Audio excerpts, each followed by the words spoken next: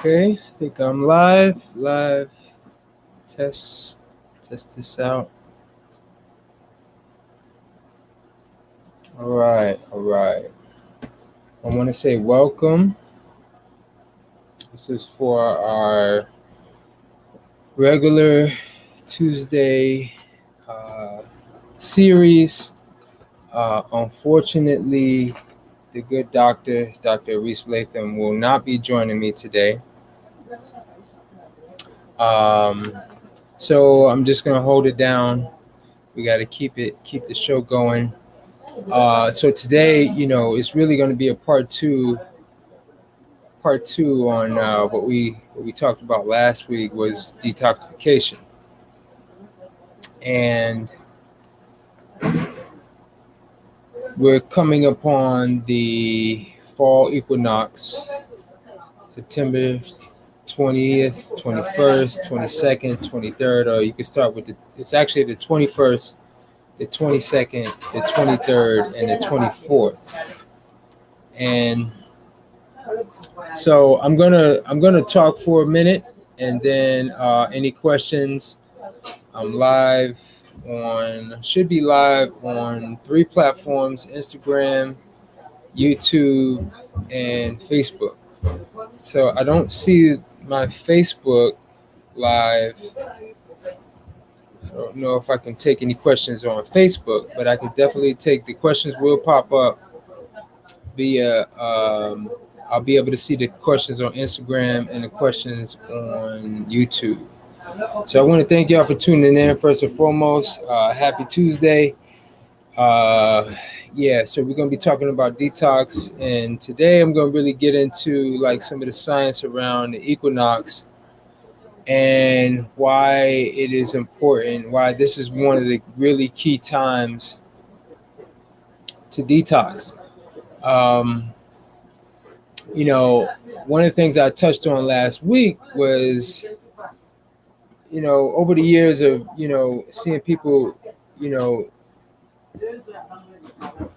look at detox in the way I think the masses look at, or most people, I should say, look at detoxification is like it's kind of a once, an event you do once, like as if cleaning. I mean, anything,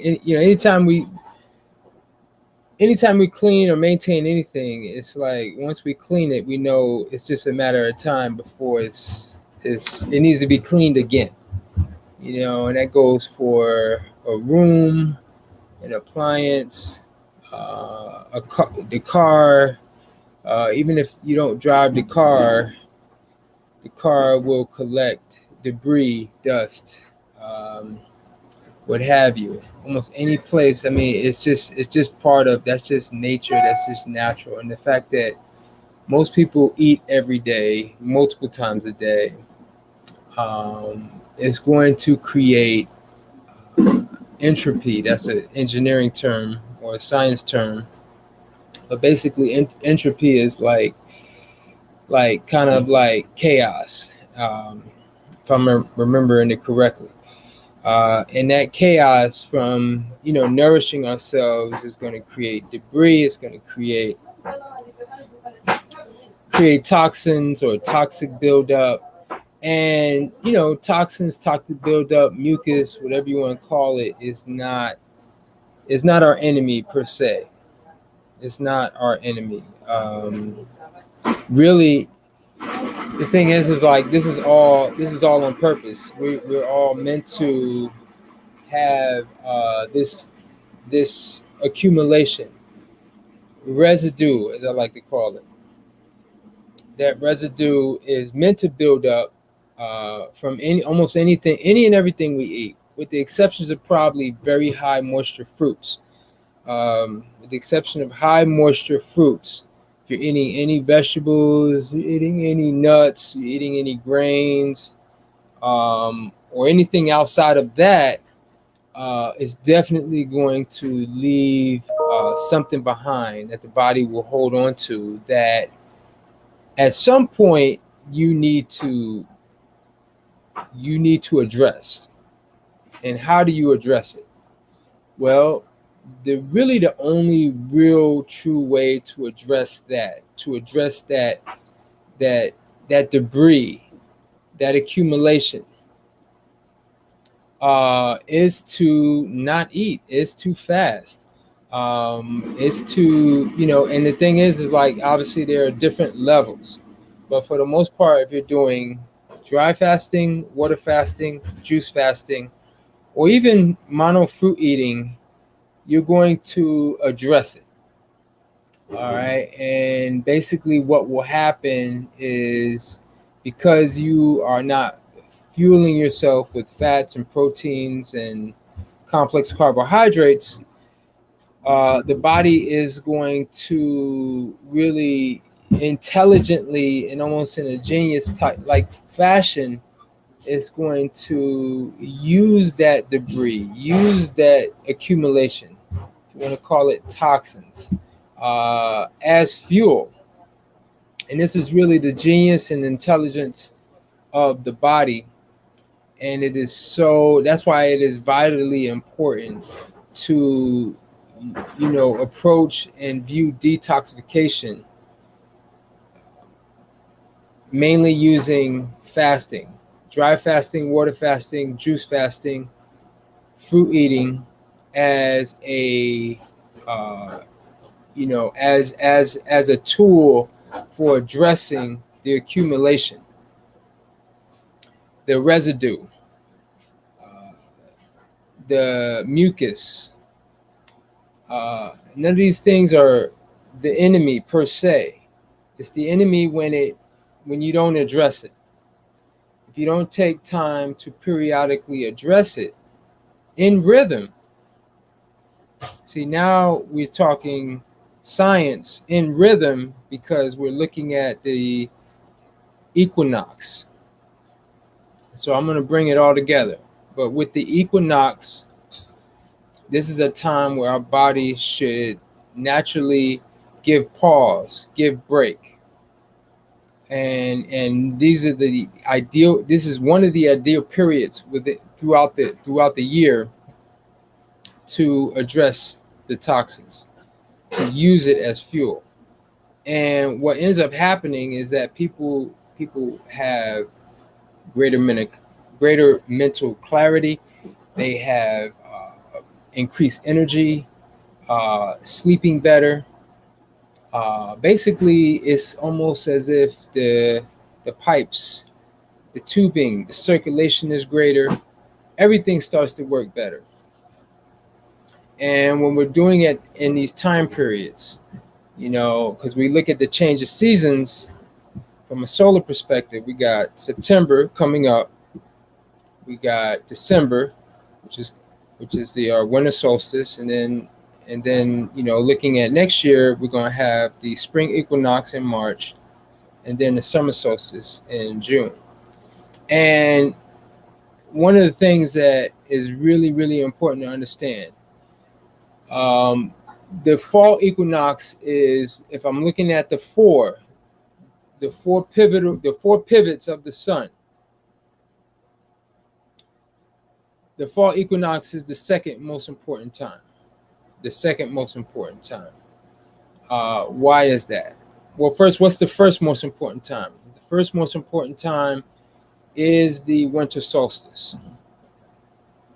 And the second most important time is the fall equinox. Just to round it out, the third, I would put the spring equinox, and the fourth being the summer solstice. Now, this, of course, is if you live in the northern hemisphere. If you lived in the southern hemisphere, or I like to call the outer hemisphere, for those of you that are hip to flat earth, if you live in the outer hemisphere, then it would switch. Their winter solstice would be the summer solstice. That would be the most important time of the year. And then their fall, which is our spring, would be the second. The spring would be the third. And then, our summer, which is their winter, would be the most important. Or, our winter, which is their summer. So for right now, our winter, which is their summer, would be the least important.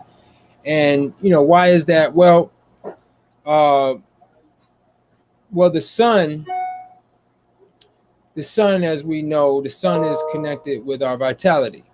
The sun is connected with our soul.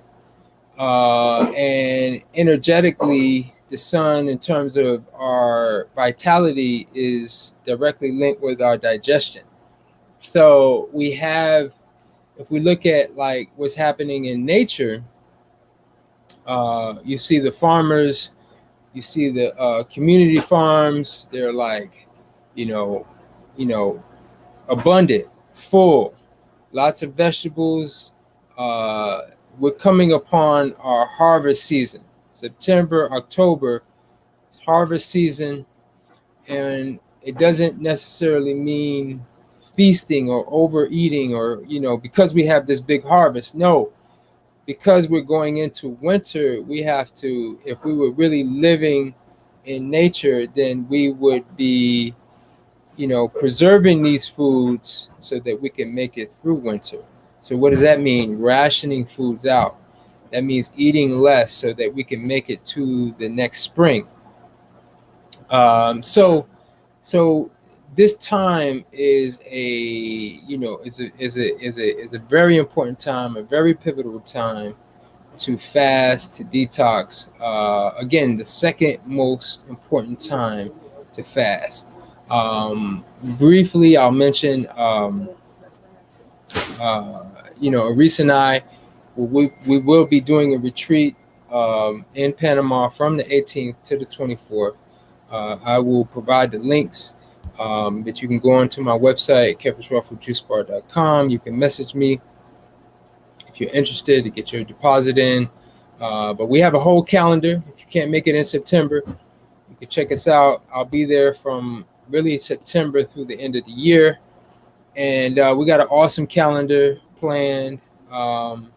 So, because detoxification is not just food. That's probably the main thing we can do in terms of, really allowing that to take place within the body. But obviously we want to detox from technology. We want to detox from people.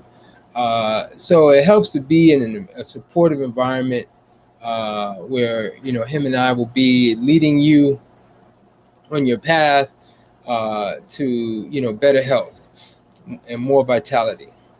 Okay. So yes. So September, like I said, the 4 times a year we have a pivot that takes place. We have the sun in basically equal light, equal darkness. Actually, because even for people in the south or people on the outer, outside of the equator, we have basically equal light and equal darkness. But we're going into where the light is going to be less and less, and they're going into a time where the light is growing. So for us, I know for me, over the years, I've felt more of a need to fast in September than versus like the summer solstice and the spring equinox. I mean, I always fast in December, and it's definitely, a key time. And I do a longer fast in December, but sometimes over the years I've done a longer fast in September. There have been times when, I could just go over a few things that happen that tell you need to fast. Okay. Now, if you have any stiffness in your body, whether it be in your shoulder and the joints, your hips or your knees, if you have any stiffness in your back, that is a signal that it's time to fast. And usually for me, those things will happen during these periods, especially the fall equinox and the winter solstice. Very important to understand that. It's not, because, if, like, let's say we're experiencing some kind of soreness or stiffness, most people will think, okay, what can I rub on it? What can I take? What kind of supplement I can introduce? What kind of herb? What kind of food? And it's really just the opposite. We really need to stop eating, drink more, eat less. And what you'll find is that, again, that is the debris, that is the accumulation, that is the residue that's overly built up that your body wants to use as fuel. And it's giving you that discomfort. You got stiffness in your neck. You got, again, just the body is just not, it's just not working as a fuel, a well-oiled, fueled machine. You feel pain when you walk, or you feel stiffness when you get up. None of these things are really normal and really natural.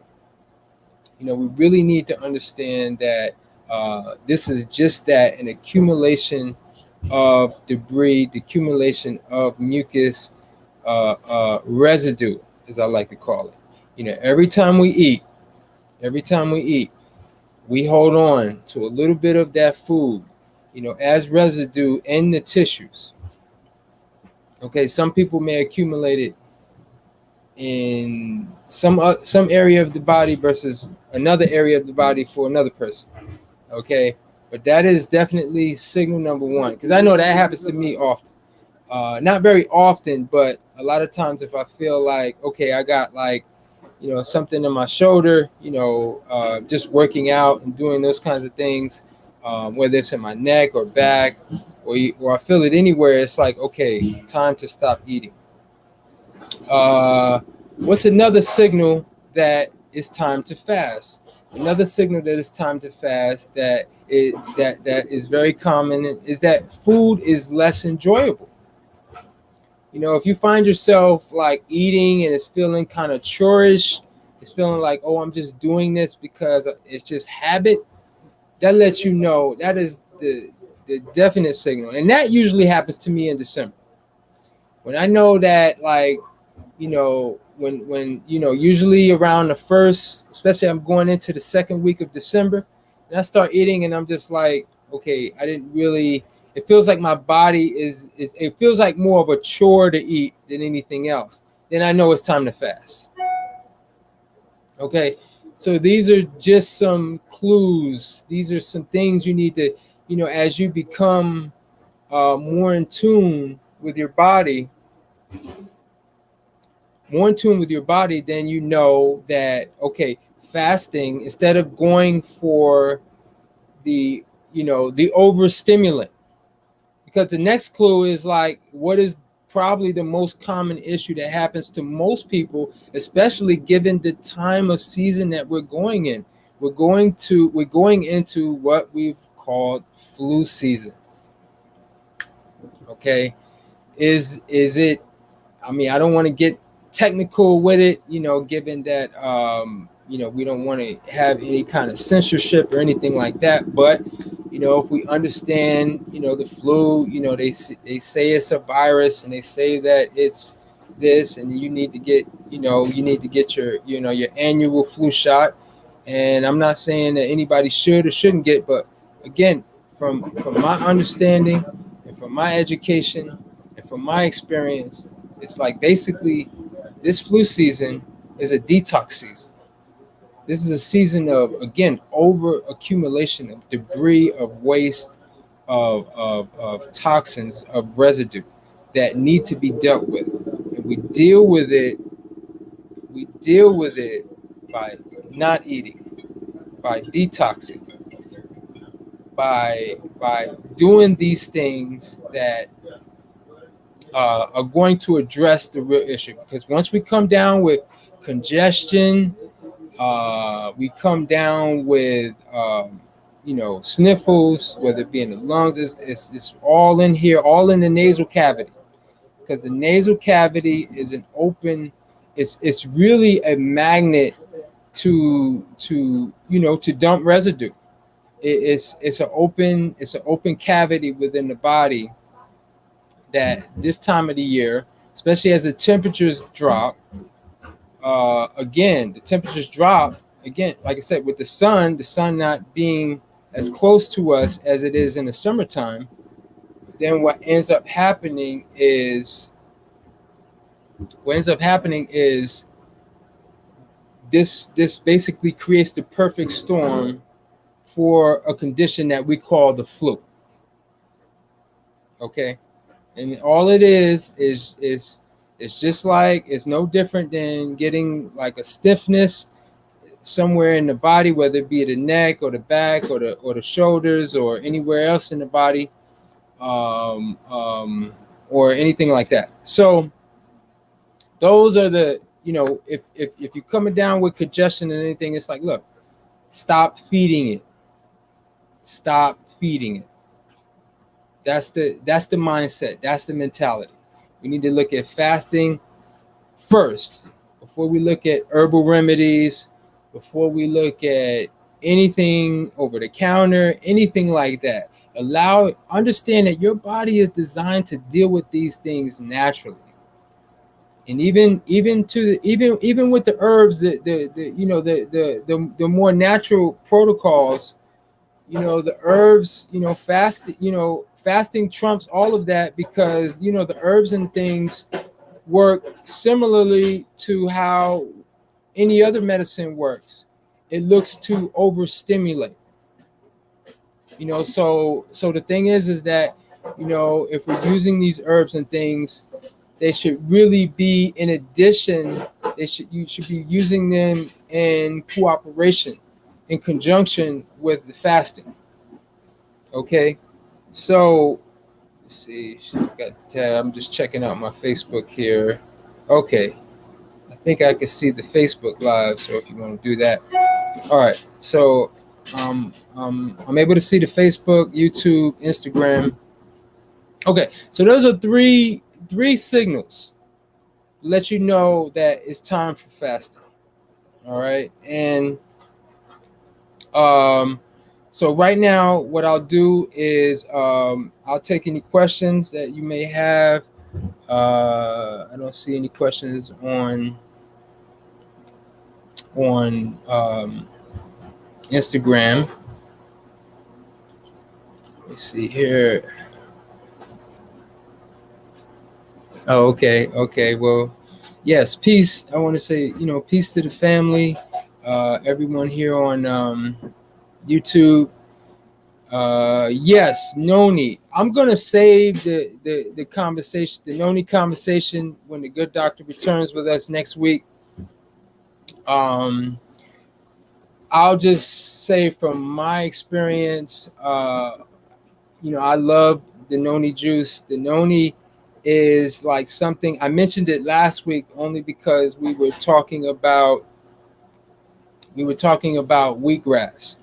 And some people, especially within our community, because I know that's something that that Dr. Sebi doesn't recommend, is the wheatgrass. Now, I'm not necessarily against wheatgrass, but it's something that I personally don't do. Can you benefit and detox using wheatgrass? I would say yes. I would say that you would get benefit from wheatgrass, just like you would get benefit from fasting on, let's say, carrot juice. Is it ideal? That's a different question. But the Noni is going to trump wheatgrass. The Noni is going to definitely trump carrots. And one of the things with the Noni is that it's so potent, it's so powerful. It's like, basically, if you're ever, if you can get Noni fresh, obviously, growing, being in these environments, we never hardly see, we won't see Noni. I don't know about in South Florida.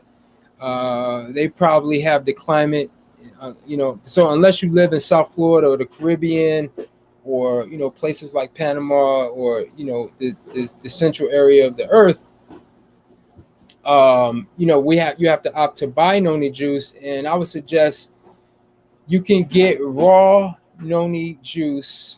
Raw Noni juice, you could probably Google it, and I know there are a couple of harvester growers out of Hawaii So I would say that you can turn this phone off.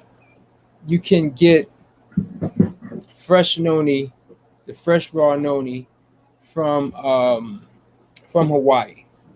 All right. So noni, you can use that. Basically, it's like you treat it as a tonic. I love to add it to my coconut water in the morning. First thing to hit the system, add an ounce or 2 ounces to maybe 16-ounce glass of coconut water. It definitely will provide the next level nutrition. I mean, people talk about, like, say for example, it's in the same family as all of the sops. So you have sweet sop, sour sop, cherimoya, atomoya, but the noni is the most medicinal of the family. Even, they say soursop, kills the cancer cells. If soursop kills the cancer cells, the noni is the king of that family. It's the king of that family. So the noni is going to do is going to do outdo the soursop times 10. Okay, so the noni is a very potent, powerful superfood.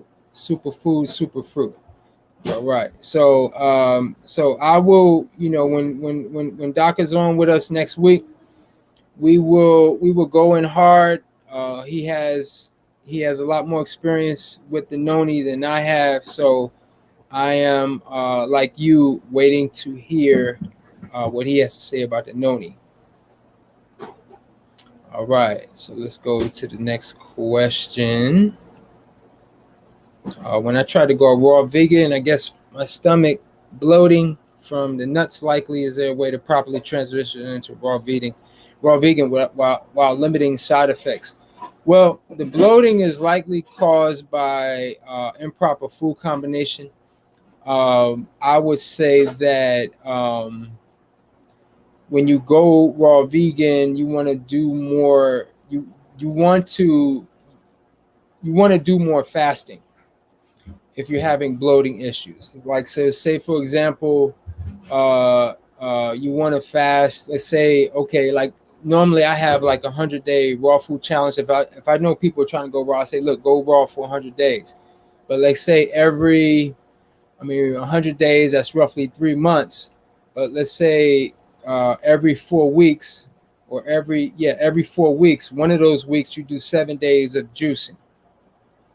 Okay, and you want to do like a variety of juices. Mainly, you want to do fruit juices, green juices, and maybe even like a nut milk, because really what you want to do is start to prepare your body. One, because when by doing a week of cleansing and then so it's like 1 week of juice, 3 weeks of food. So you want to do that week of juice. Because what you want to do is, again, get rid of those. Because going raw, not only you have to get rid of just residues, period. You got to get rid of those cooked food residues, because those cooked food residues have been lodged in your body since the beginning, and those cooked food residues are going to cause cooked food cravings. And until you deal with that, so you have to be on more of an aggressive protocol with fasting, at least for those first 6 months. You want to be doing 1 week at a time, at least 1 week, 3 weeks food, go back to the juice. And when you go with that 1 week of juicing, and I recommend juicing versus doing plain water, because I feel like the juicing will give you will give you different programming, will reprogram the digestive system, reprogram the cravings. Then when you go to food, you want to keep it pretty simple. So pretty much fruits and salads. If you're feeling like you need more of an oil or a nut or a fat hit, okay, do a handful of nuts, but no more than a handful of nuts.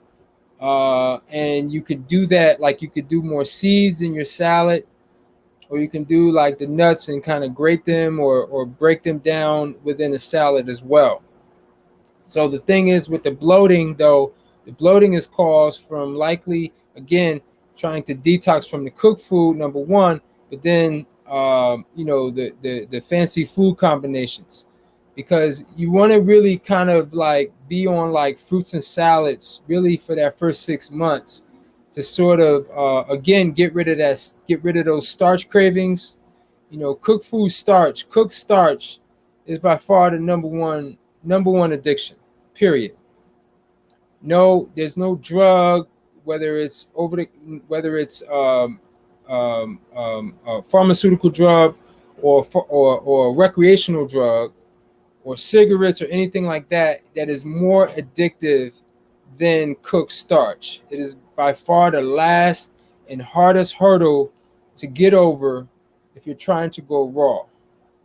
So it's going to take at least 6 months to get over that craving. So you want to be aggressive with the juice fasting, and then just keeping it simple. Fruits, like mono fruit eating, and big salads for lunch and dinner. That's how I started my raw that first year. I would do a big fruit meal for lunch, and then I would do a big salad for lunch, big salad for dinner. Kept it real simple before I became Chef Khepra and doing all this fancy sprouting and dehydrating and all that stuff. It was fruits and salads, fruits and salads, fruits and salads. So we want to really keep it simple. It's a good question. Thank you. Hope I answered that, and let me know how that works, if that works out for you. We got another question, off-topic question, sidereal astrology.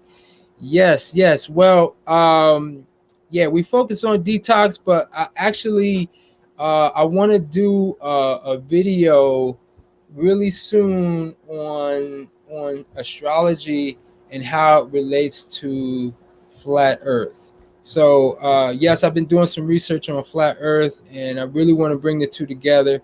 If you've been curious about flat Earth, like me, I was.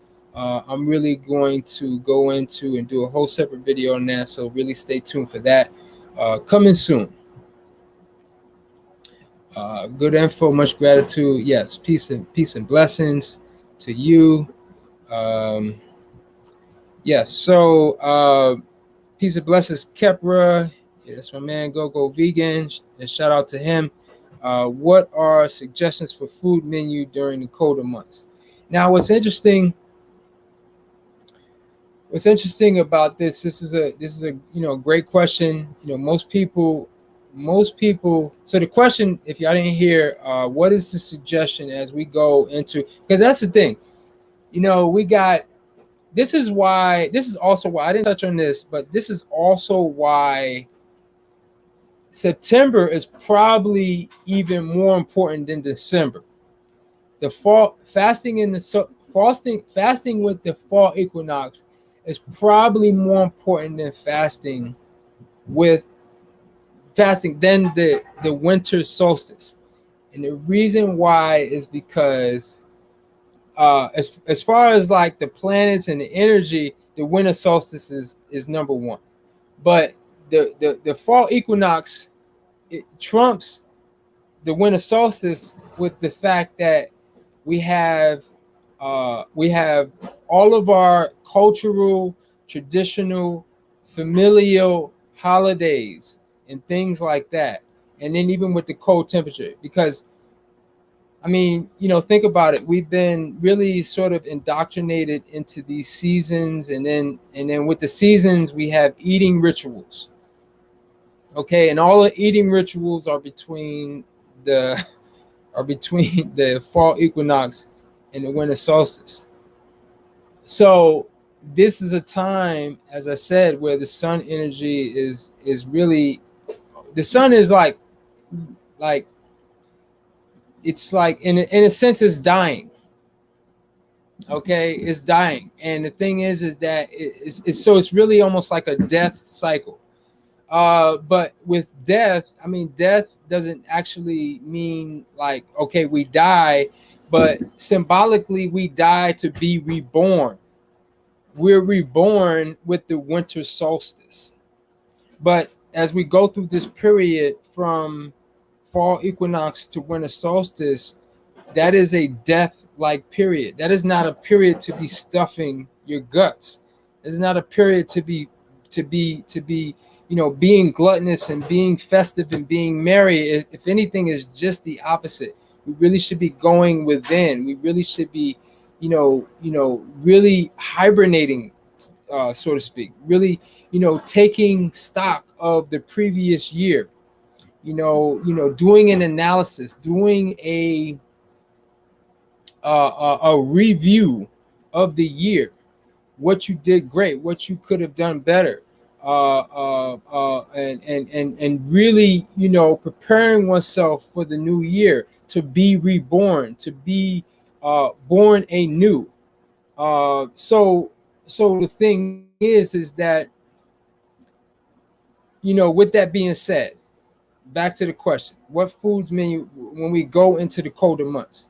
I wanted to preface that because, again, usually when we start to feel those colder months, it almost becomes nostalgic that we got Thanksgiving and then Christmas and then the New Year's, and then again, it's very festive, it's very traditional. So the thing is that we really need to be going within. We really need to be sort of withdrawing from activity, eating less. So the thing is that one of the things, there are two things right off the top of my head that you could do, because for the most part, it is not probably the best time to change your diet. You can do it, but in terms of, let's say you say, okay, I want to go raw, this is not the ideal time because we're coming towards the end of a cycle. However, with that being said, let's say you started doing raw with the spring equinox and you went through the summer, no problem. You had your watermelon, you had all your fruits, you did your fasting, and you're ready for the fall. Yes, you're going to be, in a sense, more sensitive to cooler temperatures than, say, your cooked food counterparts. And that's not a bad thing. That is not a bad thing. One of the things, obviously, you can dress, with layers, and you can really start to get more into your greens, your nuts and seeds. That those foods are going to thicken the blood, and then also your squashes. We got pumpkin, we got our summer squashes, we have our winter squashes. These things are going to thicken the blood, so that, again, the colder temperatures we're not going to be as effective. But if feeling a little bit more sensitive to cold temperatures means being healthier as we can get over this winter hump and we go into the spring season, it's going to be well worth it. I mean, I'm 20 plus years, all raw foods, and I remember the year that I started. It was actually with the winter solstice. I started fasting. I started with a fast. This was December 2000, I believe. December 2000. I said, I'm going raw. I'm going to start with the fast, and I fasted into the new year. And I said, I'm only doing raw. And it might have been, I think it was December 99. Yes, it was December 1999. And so, I'm going into, I guess, 20, 21, 22 years doing this. Yes, I was cold.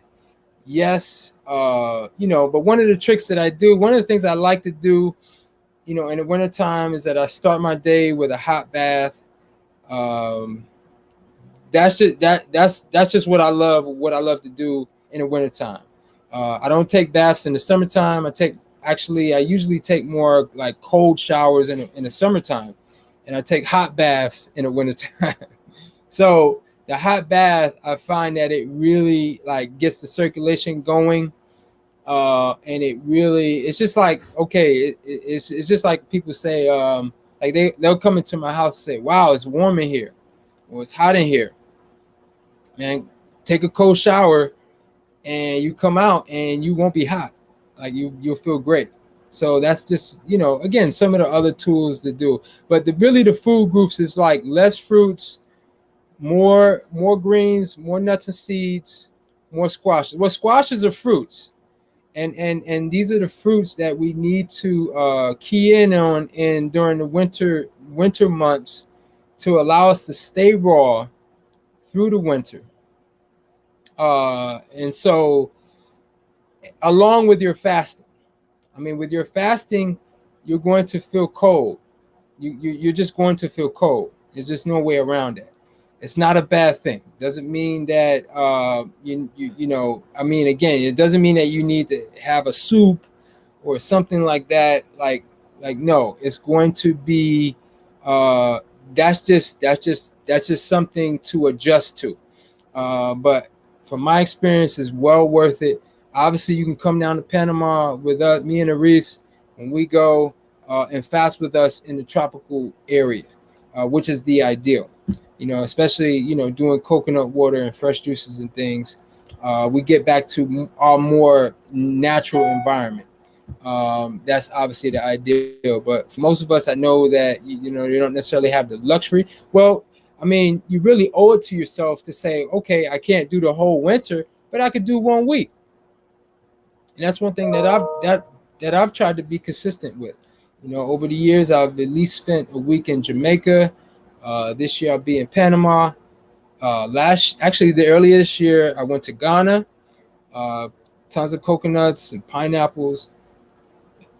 There.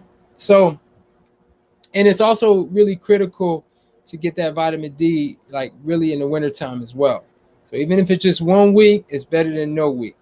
So those are my suggestions for the winter.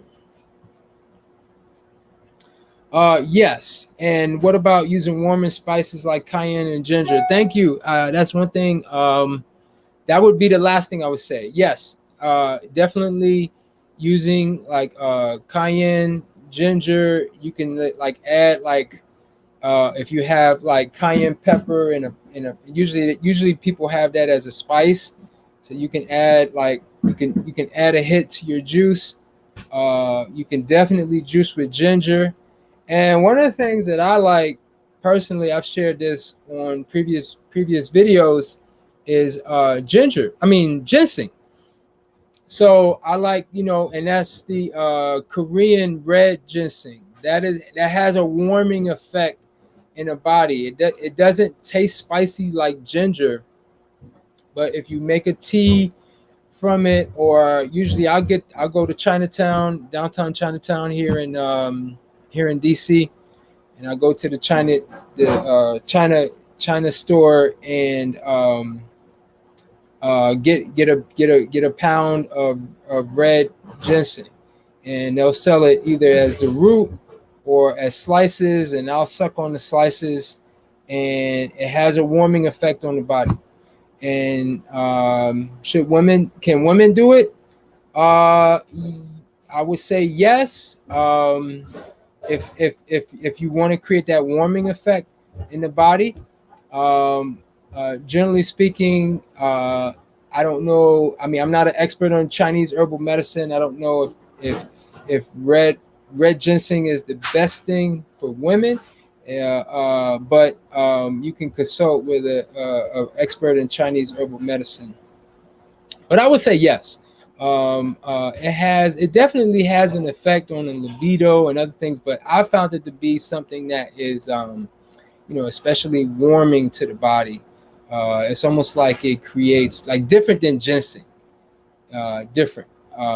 So that would also be my suggestion. Another good question here: is garlic good for you? I keep hearing different things. Okay. Well, I'll say this. It really depends. Garlic for me, 22, 23, 21, 20, 22 years I've been doing raw. I don't eat very much garlic. Now, did I eat a lot of garlic in the beginning of my raw food period? Yes, I ate a lot of garlic. But now that I've been doing this 20 plus years, um, usually because when I was making food, it was almost like garlic was in everything. And you're doing this year after year. It's almost like the garlic starts to really kind of come through your pores. And I just found I didn't really need it, not from a medicinal standpoint, because you look at garlic from a flavor standpoint, and then you look at garlic from a medicinal standpoint. So it's two different things. Because from a flavor standpoint, if you enjoy garlic, look, go for it. Is garlic going to harm you, or is it going to take years off your life? I think it's hard to really argue that point. Like, I don't think that garlic, being the vegetable that it is going to take years off your life. But from a medicinal standpoint, I realized it really didn't need it. Like I said, it was kind of coming through my pores, and I didn't want to smell like garlic.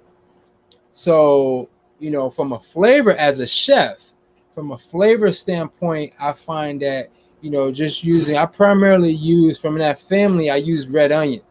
I use red onion and I use green onion. Sometimes I'll use, I guess if a recipe calls for it, I'll use like leeks. I'm talking about like the mustard oil group. So the mustard oil family is like your garlic, onions, you got shallots, you got leeks. They have that mustard oil. And garlic just so happens to have a potent amount of the mustard oil, almost too potent of a mustard oil. And will it have like let's say if you're trying to, if you're new to the raw food diet and you need it from a medicinal standpoint, I would say yes. Like, include raw, fresh, minced garlic in your dishes. But if you've been doing this a while, and I find that not including garlic in my foods, I wasn't really missing anything from a flavor standpoint. I was getting everything I need from using red onion.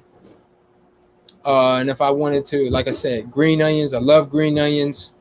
But the garlic, again, is it toxic? I mean, again, it's like we got to really think about these things. Obviously, everything in moderation. Everything in moderation. But is it going to take years off your life? I mean, that's the thing. Something that's toxic for you is going to take years off your life. It's going to not make you feel good. It's going to do things that directly impair your health. Will garlic do those things? Probably not. Or I would err to say no.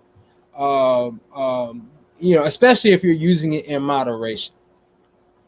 I think we get hung up on the thing. I remember I have a video on my, this was years ago when I went to Bahamas, and the good folks down there, shout out to Bahamas and the people down there, if you watch it, the folks that brought me down there were disciples and students of Dr. Sebi. And it was like, they were serious brothers. They sat me down in the room. It's like, man, we got to talk. Are you using certain ingredients and da da da da? And it was like, okay, back up. It's all love, one love. I'm here. I'm waving the peace flag. Like, look, we all one. We definitely, even if we have differences, we're way more similar than we are different. So as far as from that time, that was a time where I actually really started to look at it and say, okay, well, I don't know, because I don't know if some of y'all may remember I had a garlic kale recipe, or I did a garlic kale dish in my shop. People loved it, but again, it was just really too strong, especially once you stop eating garlic for a while. Garlic can be really intense, and then there's also different types of garlic. So if you like garlic and you want to eat garlic, I would say go for the elephant garlic. The elephant garlic or mild garlic. Like those small garlic bulbs, those tend to be more intense. If you go for the bigger garlic, the elephant garlic, it's going to be more of a milder flavor. And the last thing I'll say on this is that in Panama, they actually have a bush on the farm, and it's a garlic leaf. So that is what we used to give the mustard oil effect. Like we didn't need to use onion, we didn't need to use anything else. We had this. It was a leaf, a garlic leaf. I mean, you could chew on it, but we would cut it up and put it into our savory dishes to give that mustard oil effect. So good question. I hope that you like my perspective. Caught up in these foods, good. Yeah, I mean, yes. Yeah, I hate when people get caught up in these food guru diet plans, and I wanted to cast one diet to be on. Well, I didn't read that clear, but basically, I think the overall point is that yes, we can listen to our gurus, our elders, and but really, respect. At least my approach is like I respect everything that everyone has to say. I feel like everybody has a truth, but that truth may not be your truth. Like when we get so regimented or maybe dogmatic into one theory or one diet over another, I think we really, I mean, the answer that has always been the answer to any question that I've always had has always been balance, moderation. Balance and moderation. That's always, like when I ask, I put the question out, to my higher self and say, what I'm looking for guidance. And then, it's like my my higher self comes back with balance. Balance is always. So I feel like, you can't go wrong. Again, it's garlic. Another example, I've heard that another a root, turmeric. We all know the power of turmeric. Turmeric, especially the key ingredient in turmeric, curcumin, I believe that's how it's pronounced. The turmeric spice, very powerful, very potent, anti-inflammatory, electric. Anything that's anti-inflammatory is electric. I'll say that again. Anything that is anti-inflammatory is electric.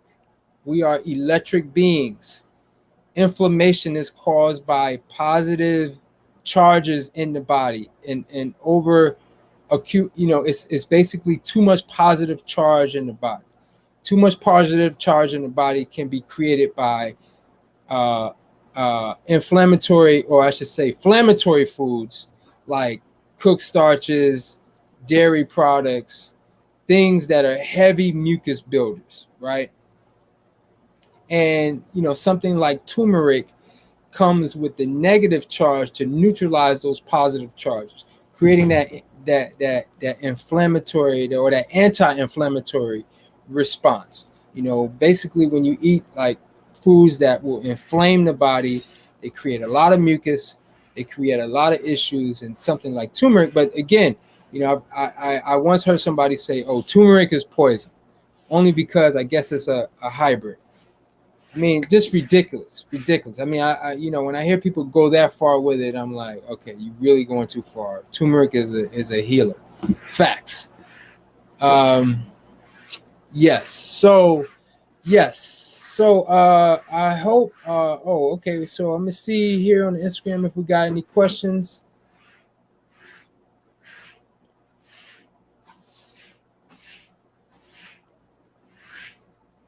If y'all got any questions, checking here on the Instagram. I don't see any questions. I did your juice cleanse a week ago. It was really good for my body. Give thanks. Give thanks. All right. Blessings, blessings. Should I start with 1 day of only juices? Okay. Yes, yes. The new course is coming. I'm going to get on that today. So I've been promising a new course, a whole course.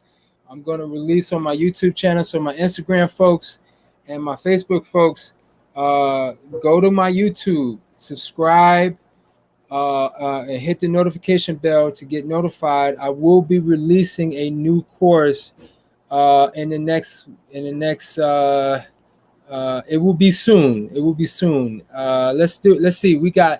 We're coming up on a new moon. The new moon, I believe, is September 6th. So I'm going to release it the first week of the new moon. We want to be in rhythm with the cosmos, our planetary energies. So I'm going to release it that week. I believe that's next week, if I'm not mistaken. Can you speak about sea moss?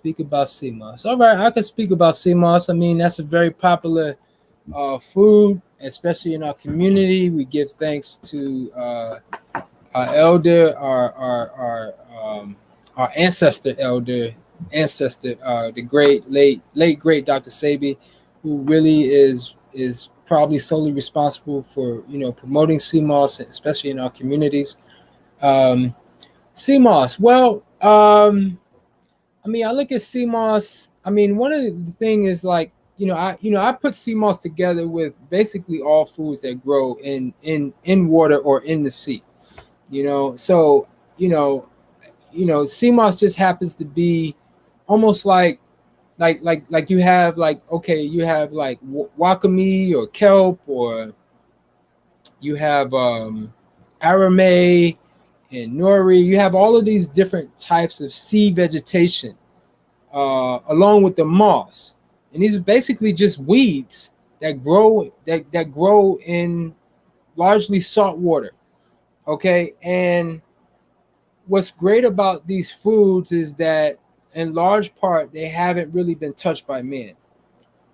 Man hasn't really gone into the waters and really started to tinker and hybridize like he has with like fruits and vegetables, like things that grow on the land and not in the water. So given that, just from that fact alone, is that they're going to have a higher level of minerals, a higher level of nutrition.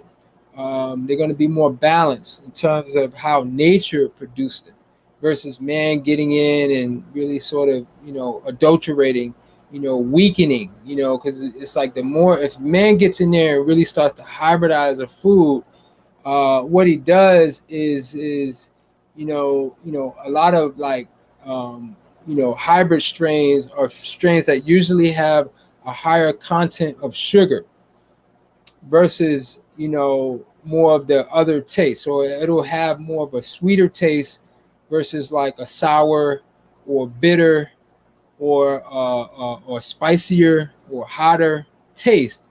Usually the more potent foods are going to be more bitter. They're going to be or if it's a fruit, maybe it has a sour component to it. But when you start to hybridize, you start to lose some of that, and that's what I call a medicinal taste. So sea moss, ironically enough, I mean, I think because of its popularity, we do have farmed sea moss. We have sea moss that is not wild crafted. So I would say that if you're going for the sea moss and you want to include that, you want to go for the wild crafted sea moss. How do you verify that? Well, you gotta really do your due diligence and trust the source. Go through trusted sources. We do sea moss as a part of my production. I've done it over the years. I've tried to source the wild crafted sea mosses, and one of the things is that I'm going to also be doing another. I'm doing the research on it now, but really outlining the importance of salt. You know, salt is important. I mean, there's no, it is no, you know, we are, you know, you look at the makeup of the earth and you look at the makeup of us, and it's like this one-to-one relationship. And the thing is that we know that the earth is mainly made up of what? Not just water, but salt water. Salt water. Salt, especially when I just talked a minute ago about us being electric beings. Salt is necessary for that electrical conduction. That's all I say. So sea moss, given that it's grown in salt water, but I would say, look, just don't focus on the sea moss. Focus on all of your saltwater vegetables, the wakame, the dulse, the arame, the hijiki. I mean, go to your Asian market and get familiar. Try different seaweeds. My secret ingredient to any seaweed dish, my secret ingredient, coconut water. Do not soak your dry seaweed in regular water. The secret ingredient of the secret ingredient is coconut water. And that's really the secret to anything. If you're using water for any recipe, is not to use regular water. I almost never use regular water unless I'm washing something off. Like I'm washing like a dish, or I'm washing a fruit and vegetable.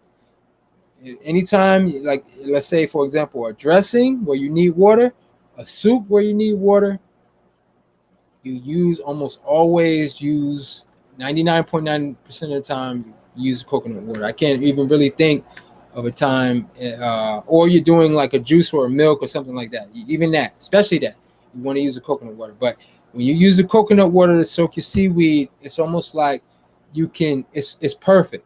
You really don't have to do anything, especially like the soft wakame flakes, which forms like the basis of my seaweed salad most of the time. It's delicious, just like that. And I love salt. So salt is not our enemy. We obviously want to be doing holistic forms of salt.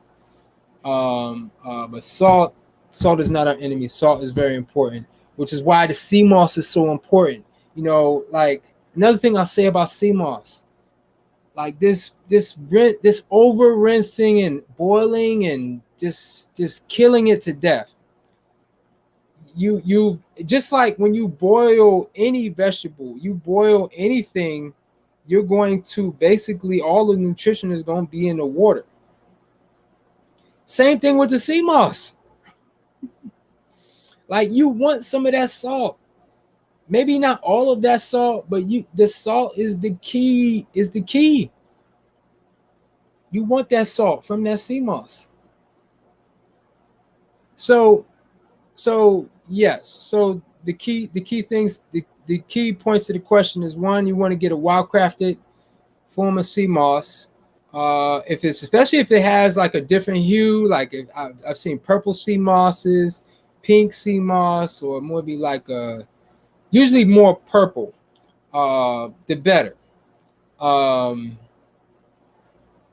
you want to get a wildcrafted sea moss, number one. And usually they're more thinner, more stringy than like the, you see those thicker sea mosses probably been farm harvested, which is not going to be, is it going to be healthy? I can't answer that. I haven't tested it. I can't answer that. But it's definitely not going to measure up with the wildcrafted. And then the other thing is like this boiling and over rinsing.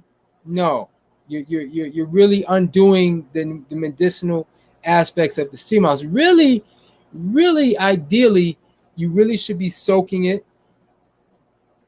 You should be soaking it, and then really from there, just pulling it right out without rinsing it, and putting it into your smoothies.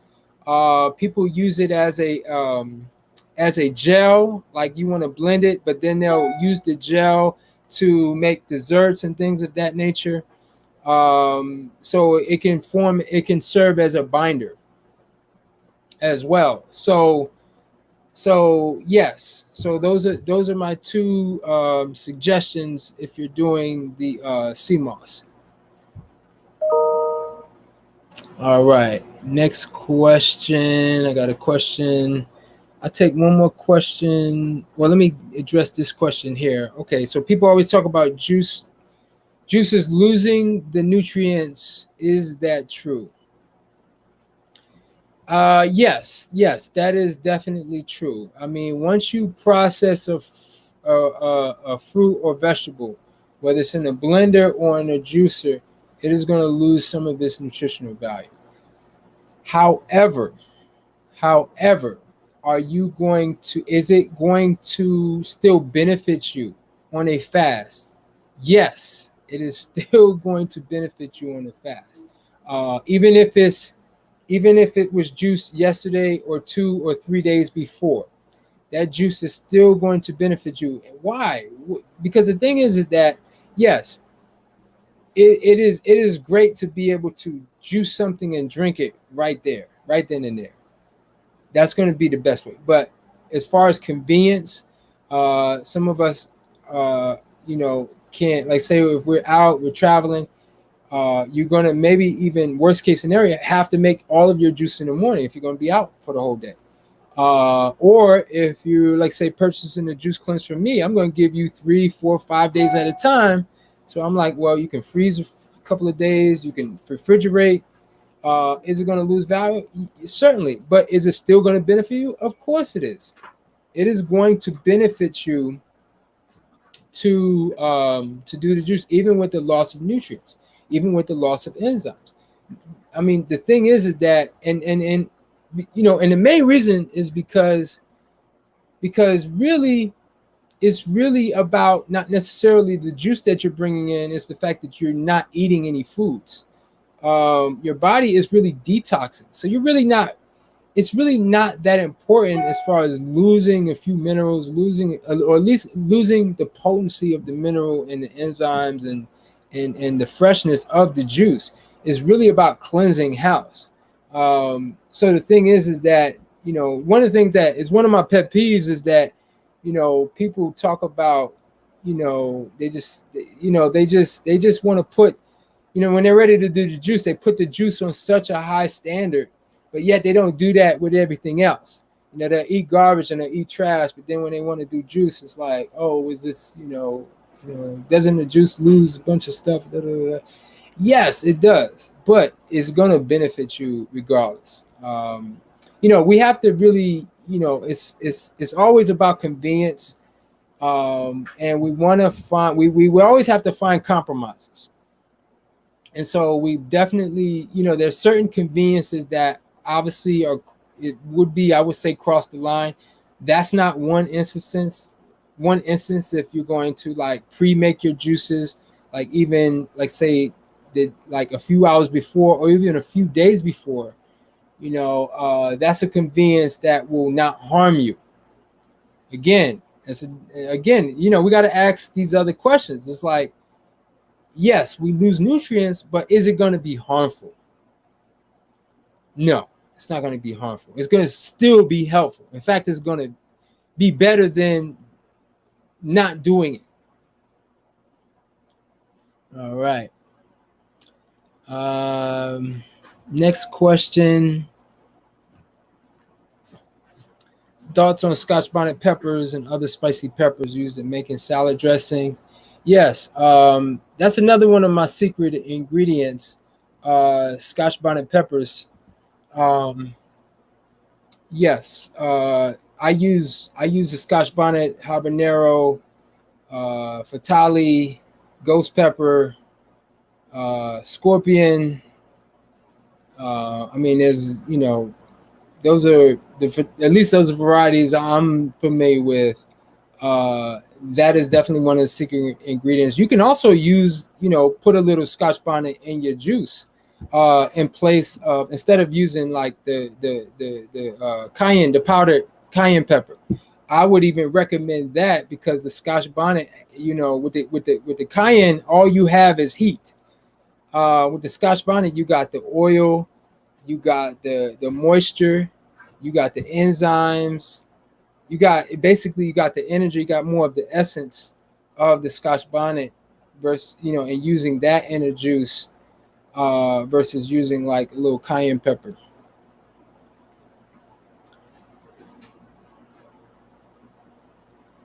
All right, so I talked about the salt. I have avoided salt for as long as I've been fully raw, but I use seaweeds instead of barley grass. What are your thoughts on this? Look, it's great. So the question was, I've avoided salt for as long as I have been fully raw, which is 9 months. But I use seaweeds instead and barley grass juice powder for sodium. So what are my thoughts? Yeah, I mean, look, we all have to find our place. Everything that I say, question everything that I say. Question everything that Dr. Aris says. Question anything, anybody that professes themselves to be some self-professed or, community professed guru. Question. To me, it's all about balance. I know that salt is a necessary mineral for the body. I know that to be fact, and I know that, and that's my truth. But question it. Do your research, do your homework. We're all here. We all have this, and we all, again, my truth may not be your truth, but I know as far as my 20 plus years of experience, just being, in the research that I've done. So I'm, it's one thing to hear knowledge and to read and do research, but then experience, that's another thing too. So yes, salt is something that obviously, if not done in moderation, is toxic, but so is water. We can overdo water. We can overdo fruits. And we are, for the most part, we're frugivores, we're fruit eaters. And we can overdo at least a specific type of fruits. So again, it comes back to what I've said in the beginning, which is balance. When in tropical climates, how should one protect against parasites, and how should one detox parasitic invasion? Well, so one of the things. So the question is, protecting against parasitic invasion, especially in the tropics. Again, I'm gonna touch on something I know that all of y'all ain't gonna agree with, but again, this is why we can all do our own independent research. We can have our own independent thinking. You can follow me, you can put it to the test and see what result you get.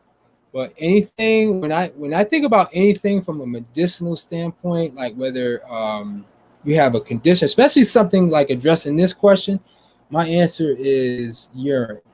Our urine is not waste. It is our specific God-produced medicine that we make every day for free.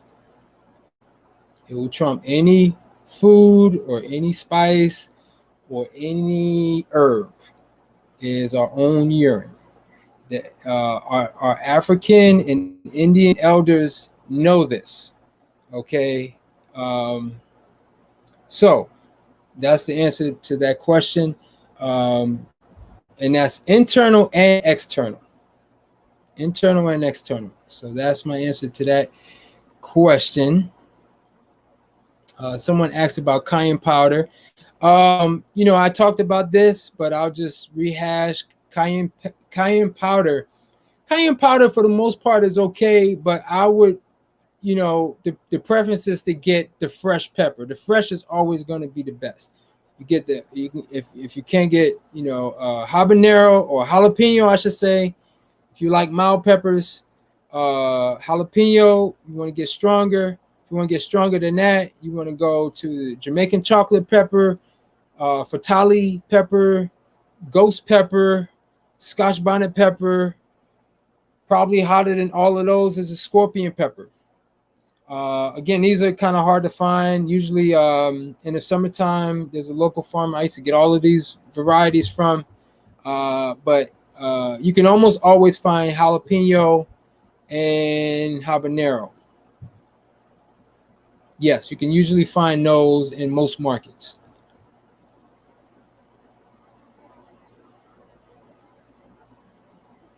Yes. So our Rastafarian brother said, yeah, you could take your sodium from tomatoes and celery. That's facts. That's facts. I totally agree with that.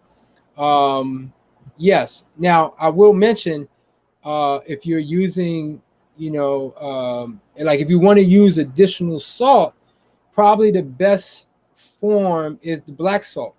Actually, before I started this live stream, I went to the Indian market and got some black salt. We use it in some of our dishes.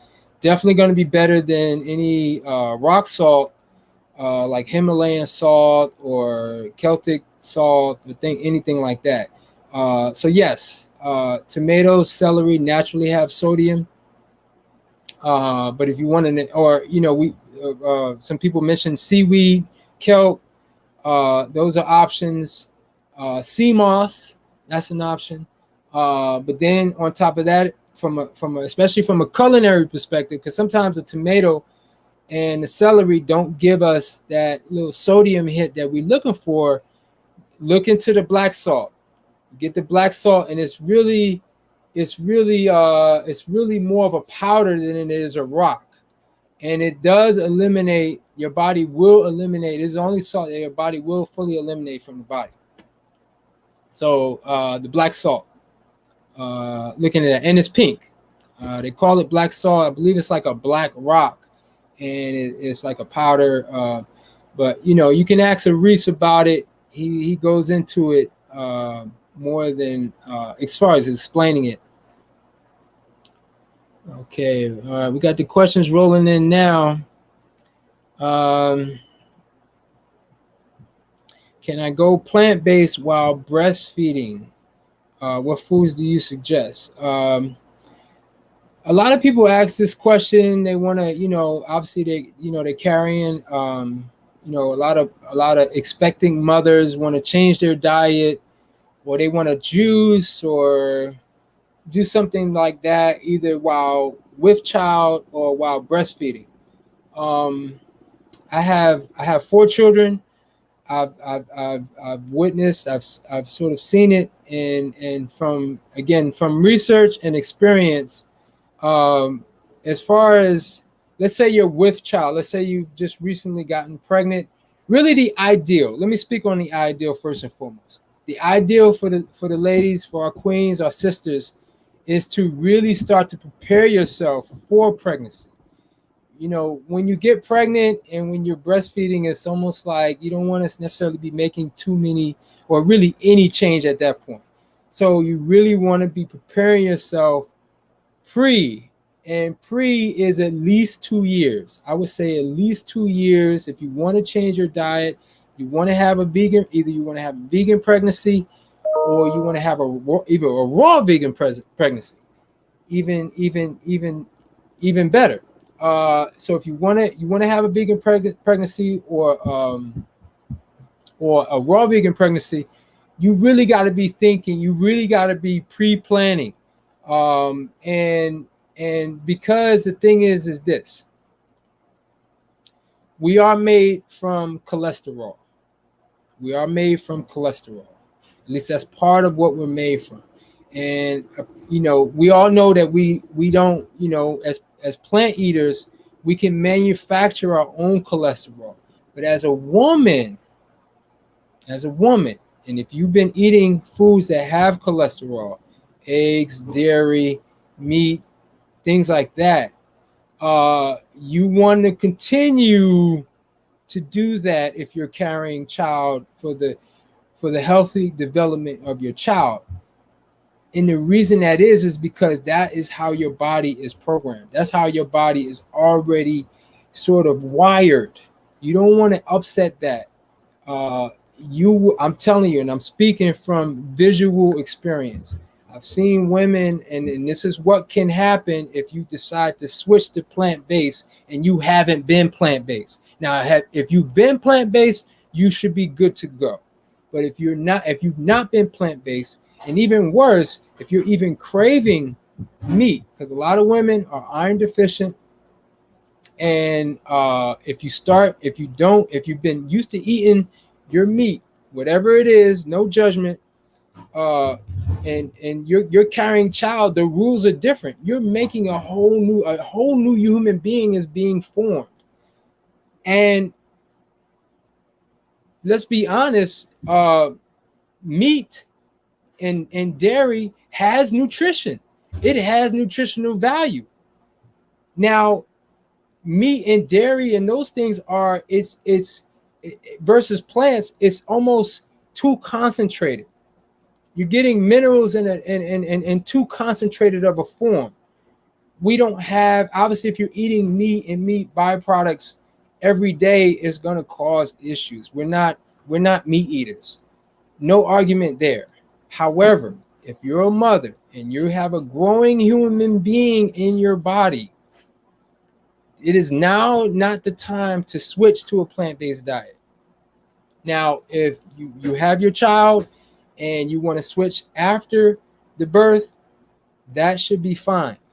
That should be fine. As a matter of fact, that would probably be recommended for you to go plant-based, but not while you're carrying child.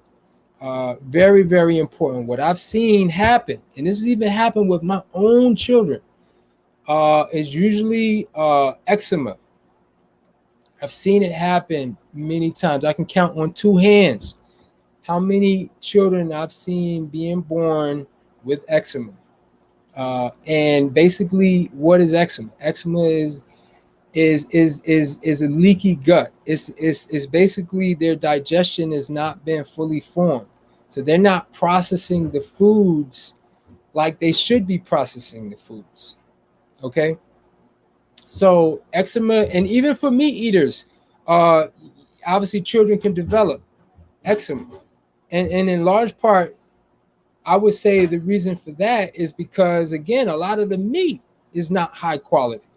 A lot of the meat has been fed, high amounts of cornmeal and things of that nature, high sugar foods. So it's almost like you're getting that cornmeal secondhand versus them eating grass and things like that. So now, as far as breastfeeding,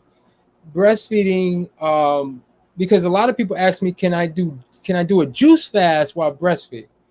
And the short answer is no. You can definitely not do a juice fast while breastfeeding. However, you can drink the juices.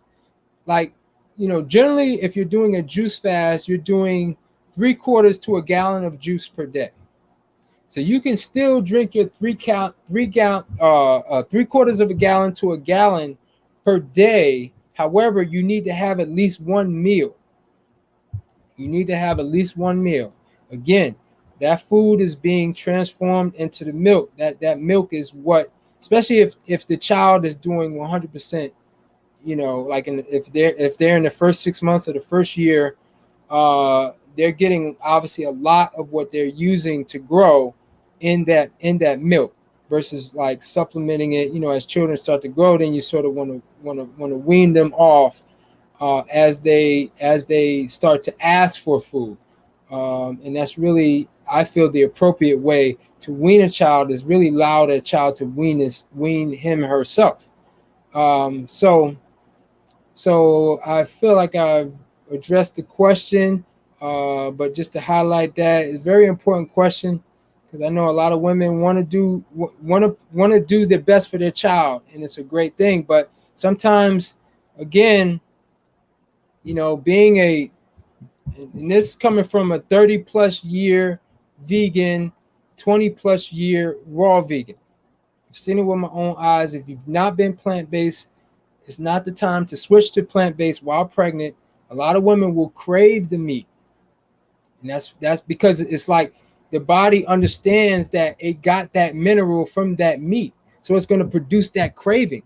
See, the body has an intelligence. We have to listen to it.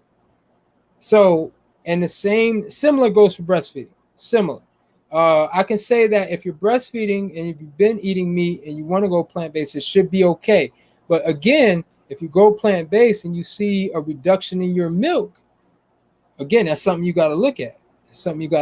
So, it's really about yes, you can follow my advice, but then just be open. Be open to whatever scenario that's going to produce the best results for you. All right, let's go to the next question. Let's go over to Instagram. Um, I'm not a salad. Somebody asked, Money Forever say, I'm not a salad eater.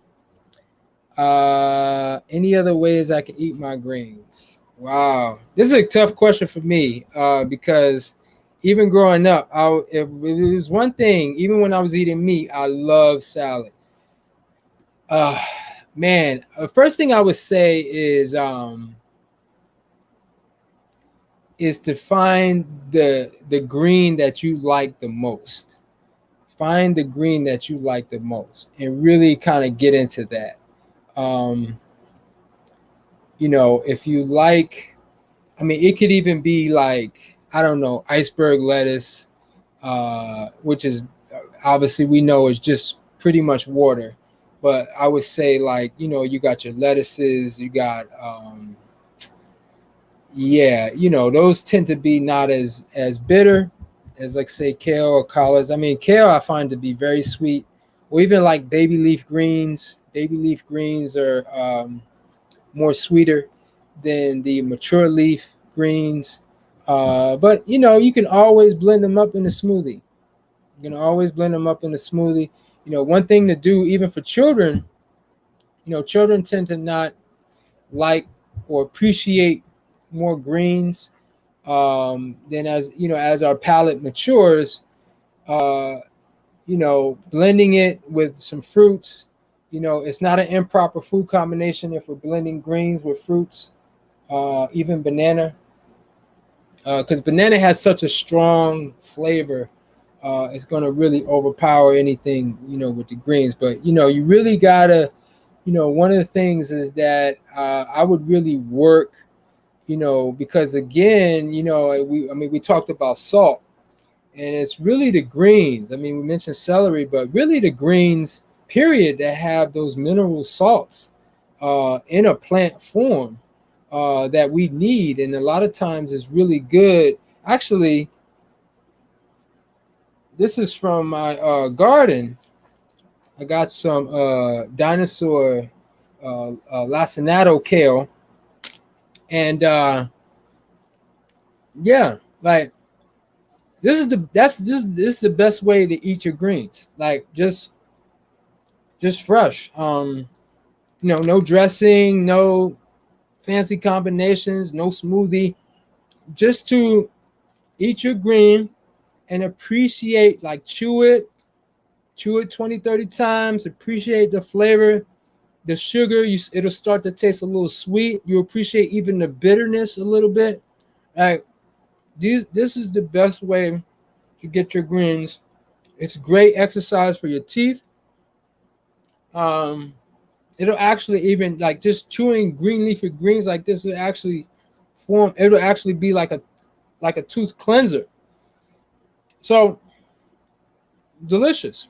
It's just like just growing wild in my garden outside. Lacinato kale. Yeah. So good question. Um, I hope that's helpful. All right. So next question. Okay, great question here. Um, how do I feel about fungus mushrooms, especially medicinal and culinary supplements mushrooms? So the question is about mushrooms. We got oyster mushrooms, we got chaga, um, and I know Dr. Aris does not rock with them. That is fact. That's factual information. Dr. Aris, from working with him 20 years, he definitely doesn't subscribe to the mushrooms. Again, yes, he's my teacher, and I follow his science. However, I do use a limited amount of mushrooms, more from a culinary aspect. I mean, do I eat mushrooms every day? No. Um, as far as the argument, because you also hear that mushrooms have vitamin D. I find that not to be the case. Even if they have vitamin D, it's a very limited amount. It's definitely not going to substitute getting sunlight on your skin. Um, as far as a plant source, it is a mold. It is it toxic? I mean, is it going to, again, the question I ask is like, is it going to take years off your life? Or is it going to take even, there was a thing, maybe y'all saw that study, that headline that came out said, eating a hot dog will take 35 minutes off your life. Will eating a mushroom take 35 minutes off your life? Will eating a mushroom take 5 minutes off your life? I mean, when you start to frame the question like that, I think that if you're using it in moderation, I would say no.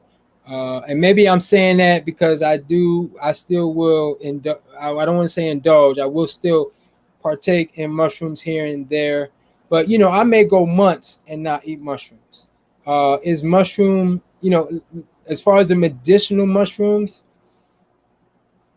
again, I'm not an herbalist. I'm not, I don't really like to get into certain, medicinal properties of foods per se.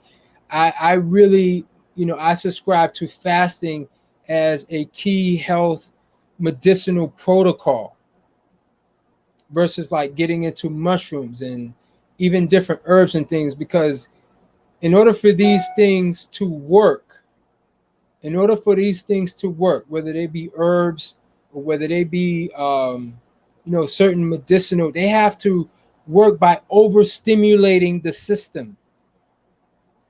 The system we have is already designed to heal, self-heal. Our system is designed to self-heal. The only way that it can self-heal, which is really the only healing, because if we're even bringing in things, sometimes we need that push and that help. Sometimes we need that push and that help from the herb. But in large part, if we want lasting healing, we have to go the other way by destimulating. The way that we destimulate the system is we stop eating.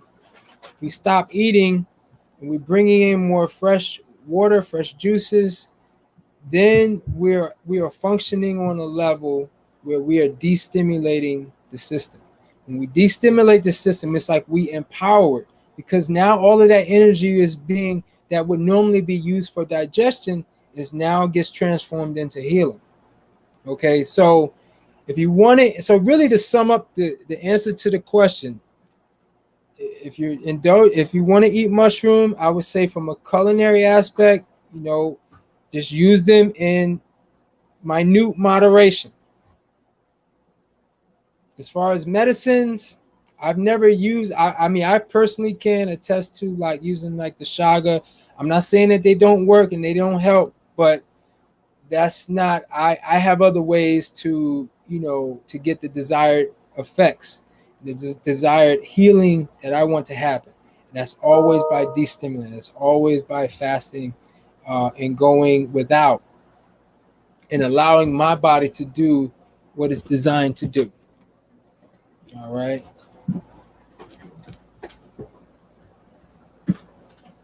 All right. So good question. Oh, wow.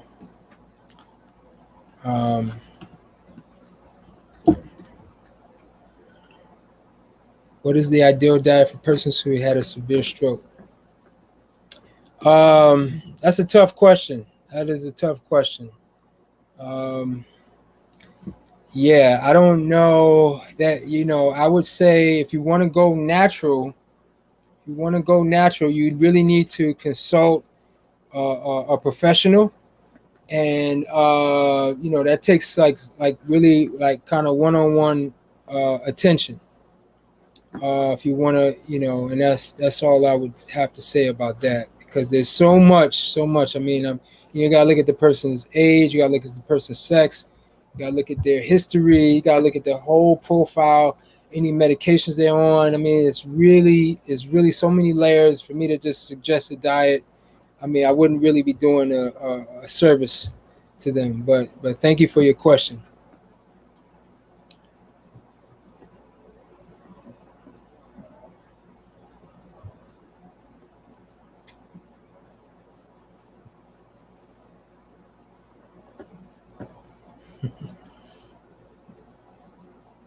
Yes, we will save the video.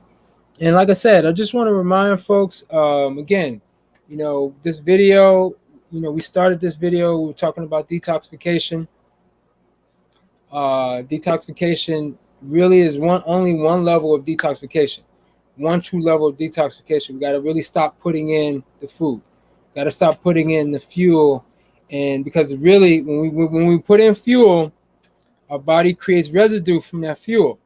We call it toxins, we call it mucus, we got all different names for it, right? But it's residue. It's what our body is intelligently designed to do, regardless of what we eat. If we're eating anything that has protein, anything that has fat, anything that is a complex carbohydrate, it's going to hold some of that. And periodically, if you want to do it in rhythm, we look at the solstices and we look at the equinoxes. Those are periods where we can really be in rhythm with the cosmic energy that's above us, because during these times anyway, the body naturally goes into a detox. It naturally goes into a detox. And so if we want to really be in rhythm, we go into that detoxification. We stop eating, we start drinking, subscribe. The ideal is the fresh coconut water. Then comes your fresh juices. That's going to create new programming, new wiring for the system. We want to sort of not only allow the body to use those residues, but also reprogram itself so that when we come back to food, that we desire the good stuff. We don't want to go back to the cooked starches. We don't want to go back to even the meat and the meat byproducts and the dairy and those things. We don't want to go to that stuff. We want to cleanse. So we not only cleansing, we want to cleanse the cravings. And the only way we can do that is doing this over time. It's not going to happen with one cleanse. It's going to happen pretty much to, you want to give yourself a good 12 months, 6 to 12 months, and fasting throughout. If you want to get more aggressive, you want to do it like once a month. We're doing 3 days, 5 days, 7 days, once a month. Okay, let it become a pattern. That your body will start, after a while, your body will start to expect it. When your body starts to expect the time, I mean, I've had it. There was a time I used to do when I had Mojo Juice Club. That was my first business, Mojo Juice Club. Shout out to people who remember the Mojo Juice Club. And I did the Mojo Juice Detox. Actually, that formed, it was a manual I wrote, which later became, I'm going to grab a copy of my book.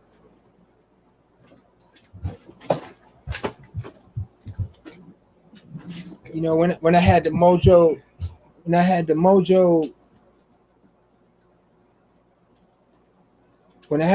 Juice Detox, it's light, it's crazy. I wrote a manual, and from that manual, was birthed this book, Paradise Health, Feasting and Fasting Guide to Optimal Health Through Detoxification. And you see the imagery there, you see the beautiful coconuts. So basically, this book was written with the experience that I was using primarily coconut water. At the time, people were doing master cleanse, or what they call the master cleanse.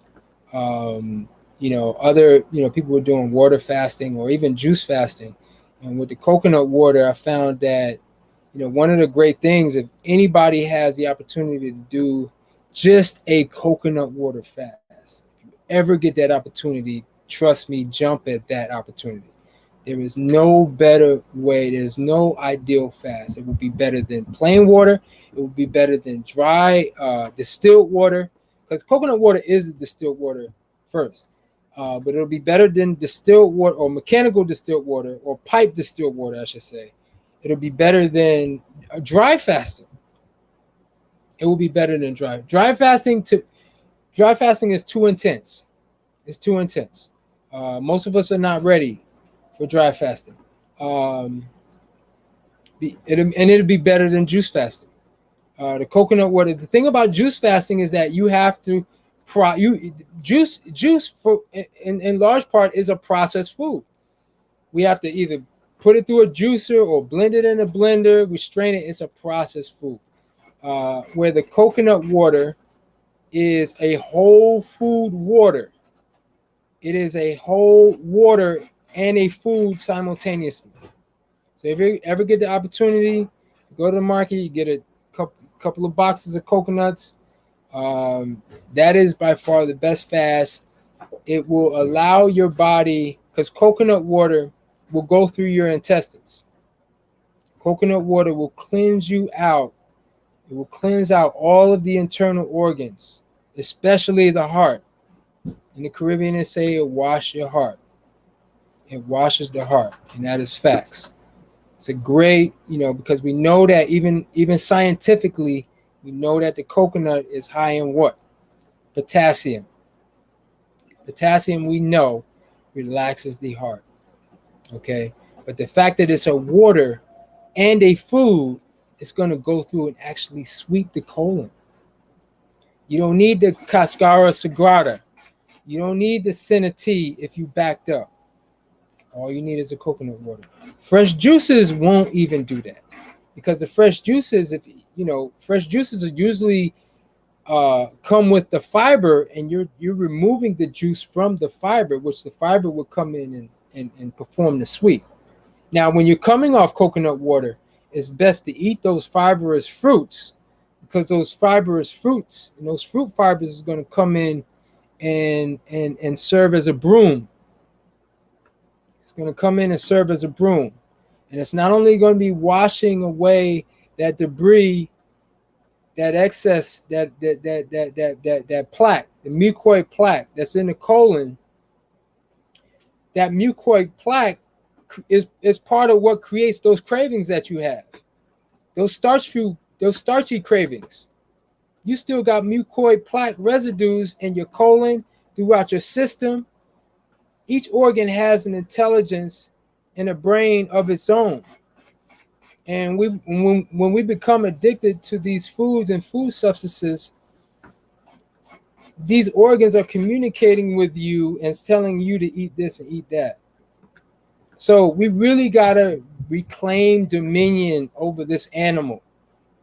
This is an animal. I'm going to finish with this. We've been going for about an hour and 40 minutes. So I'm going to finish with this. We want to claim dominion over this animal. This animal is a beast, and probably the worst part of this animal is that we have logic. But if that logic is not aligned with what's truth and what's real for us as fruit eaters, then that logic is illogic. But basically, it's like our intelligence is our own worst enemy, because as human beings with the ability to form thoughts and opinions and to be able to communicate those thoughts, human beings can make an argument, an intelligent argument, and back it up with even information to eat almost anything. So that's why I said everyone has a truth. If my truth vibrates with you, then